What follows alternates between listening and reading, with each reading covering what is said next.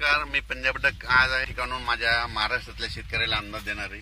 राज्यात सांगायचं झालं तर आणखीन जवळपास 10, 11, 12 राज्यात असं विखुरलेल्या स्वरूपाचं दररोज वेगवेगळ्या भागात पाऊस पडणारच आहे, म्हणून हा अंदाज लक्षात यायचा।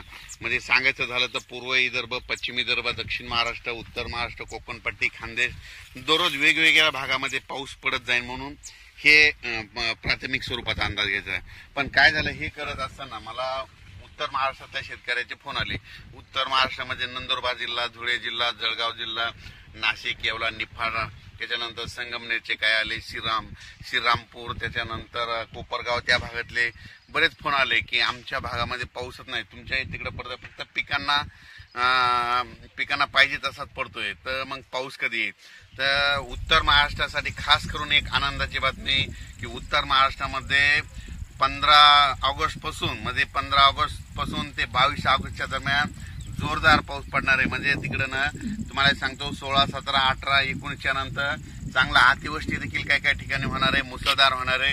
आणि त्यांचे फोन आले की आमच्या विहिरीला पाणी आलं नाही, तर ह्या पावसामध्ये तुमचा हा पाऊस निर्णायक ठरणार आहे, विहिरीला देखील तुमच्या पाणी येणार आहे, वडी नाले देखील वाहणार आहेत, म्हणून उत्तर महाराष्ट्रातल्या शेतकऱ्यांनी हा अंदाज लक्षात घ्यायचा। त्याच्यानंतर परत सांगू इच्छितो की मुंबई, पुणे, नाशिक, संगमनेर, इगतपुरी या कोकणपट्टी त्या भागातल्या सर्व शेतकऱ्यांना सांगू इच्छितो की तुम्ही काय करा, म्हणजे तुमच्याकडे म्हणजे 17 ते 22च्या दरम्यान, म्हणजे 17 ऑगस्ट पासून 22च्या दरम्यान मुंबई असो, पुणे असो, त्याच्यानंतर नाशिक, इगतपुरी या भागामध्ये अतिमुसळधार पाऊस पडणार आहे, म्हणून हे अंदाज लक्षात। मुंबईला देखील म्हणजे असा पाऊस पडेल की तिथलं काही काही ठिकाणचं म्हणजे पाणी साचण्याची शक्यता आहे, म्हणून हा मुंबईकरांनी खास करून हे म्हणजे 17 ते 22 अंदाज लक्षात घ्यायचा।